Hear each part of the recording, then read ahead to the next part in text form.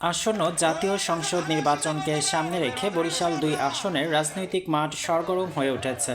এরই ধারাবাহিকতায় সোমবার উজিরপুর পৌরসভার উজিরপুর পাইলট সরকারি প্রাথমিক বিদ্যালয় মাঠে বিএনপির ধানের শীষ প্রতীকের সমর্থনে এক উঠান বৈঠক অনুষ্ঠিত হয়।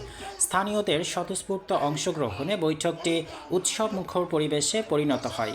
নারী পুরুষ সহ বিভিন্ন বয়সী মানুষের উপস্থিতিতে মাঠ ভরে ওঠে স্লোগান ও করতালিতে। উঠান বৈঠকে প্রধান অতিথির বক্তব্য রাখেন বরিশাল-২ আসনের বিএনপি প্রার্থী শরফুদ্দিন আহমেদ শান্টু।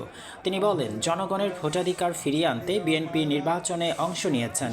আগামী ১২ তারিখে নির্বাচনে ধানের শীষে ভোট দিয়ে বিজয় নিশ্চিত করতে সবাইকে ঐক্যবদ্ধ থাকার আহ্বান জানান তিনি।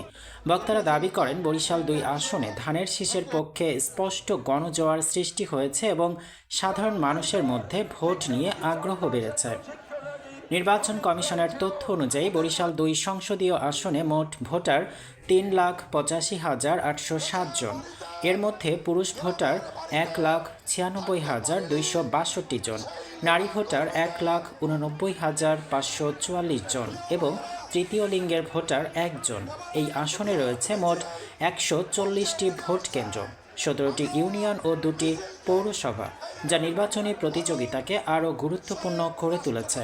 উঠান বৈঠকে উজিরপুর পৌর বিএনপির সভাপতি মোহাম্মদ শহীদুল ইসলাম খানের সভাপতিত্বে বক্তব্য রাখেন কেন্দ্রীয় বিএনপি নেতা ও সাবেক ছাত্র দলনেতা মোহাম্মদ দুলাল হোসাইন, উপজেলা বিএনপির সাধারণ সম্পাদক মোহাম্মদ হুমায়ুন খান, এস.এম. আলাউদ্দিন, উপজেলা যুবদলের সভাপতি আ.ফা.ম. শামসুজ্জোহা আজাদ, প্রচার দলের আন্তর্জাতিক বিষয়ক সম্পাদক মোহাম্মদ কবির হাসান মৃধা। এছাড়াও উপজেলার প্রতিটি ইউনিয়ন ও ওয়ার্ড কমিটির সভাপতি, সেক্রেটারি সহ স্থানীয় বিএনপি ও তার অঙ্গ সংগঠনের নেতাকর্মীরা উপস্থিত ছিলেন। ষড়যন্ত্রে ভরে গেছে যে একটা দল, যে দলকে আমরা লালন পালন করেছি, আমাদের মাথার উপরে আমার ভোট হয়ে যাবে, আপনি ঘুমিয়ে থাকবেন, ভোট অটোমেটিক হয়ে যাবে, আসলে তা না। বড় কঠিন কাজ। আমাদের প্রত্যেককে ওই দিন সকালবেলা উঠতে হবে এবং ভোট পাহারা দিতে হবে। এবং আপনারা যদি সবাই পাহারা না দেন, তাহলে আবার যদি জামাতকে ক্ষমতা আনেন, তাহলে সেই ঘটনায় আবার ঘটবে, এই দেশকে জামাত বানাবে।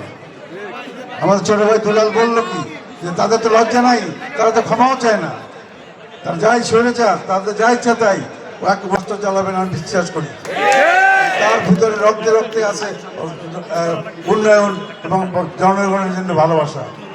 কাজে উনি আধুনিকভাবে আধুনিক উপকার হবেন এবং উনি এই দেশকে সুন্দরভাবে সাজাবেন, এটা আমাদের বিশ্বাস। আপনাদের শুধু সহযোগিতা দরকার। কাজেই আমাদের দলকে যদি আপনারা ভোট দিয়ে জয়যুক্ত করেন, আমাদের নেতাকে যে সমস্ত ৩১ দফা দিয়েছে, ৮ দফা দিয়েছে, ওটা চালিয়ে দেয়, তাই না?